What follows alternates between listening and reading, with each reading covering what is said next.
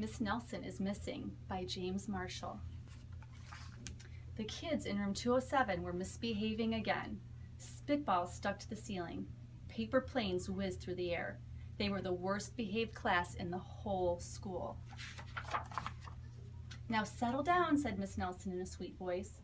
But the class would not settle down. They whispered and giggled. They squirmed and made faces. They were even rude during story hour, and they always refused to do their lessons. "Something will have to be done," said Miss Nelson. The next morning, Miss Nelson did not come to school. "Wow," yelled the kids, "now we can really act up." They began to make more spitballs and paper planes. "Today, let's be just terrible," they said.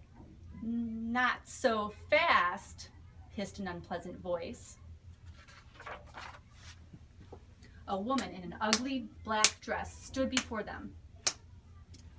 "I am your new teacher, Miss Viola Swamp," and she rapped that desk with her ruler.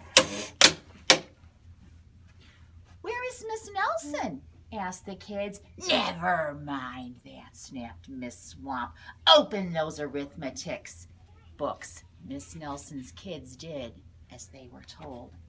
They could see that Miss Swamp was a real witch. She meant business. Right away, she put them to work, and she loaded them down with homework. "We'll have no story hour today," said Miss Swamp. "Keep your mouth shut," said Miss Swamp. "Sit perfectly still," said Miss Swamp. "And if you misbehave, you'll be sorry," said Miss Swamp. The kids in room 207 had never worked so hard. Days went by and there was no sign of Miss Nelson. The kids missed Miss Nelson. "Maybe we should try and find her," they said. Some of them went to the police. Detective McSmog was assigned to the case. He listened to their story. He scratched his chin. He said, I think Miss Nelson is missing." Detective McSmog would not be much help.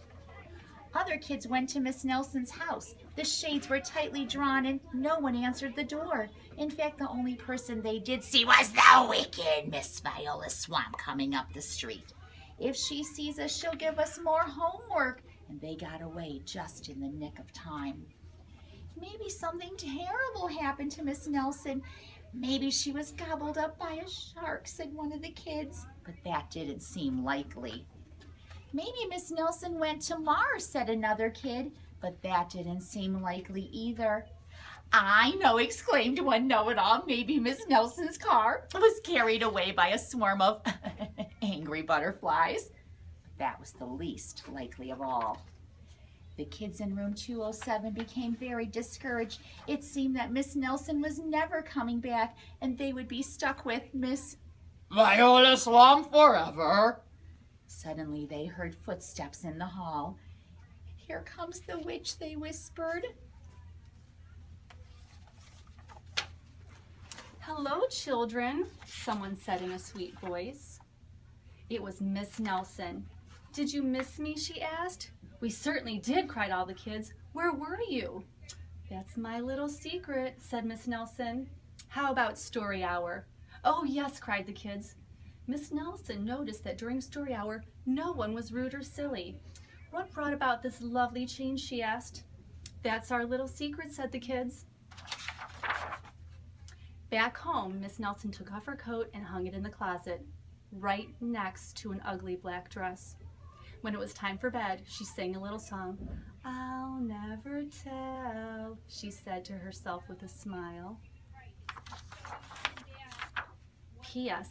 Detective McSmog is working on a new case. He is now looking for Miss Viola Swamp. And remember, the swamp will be watching.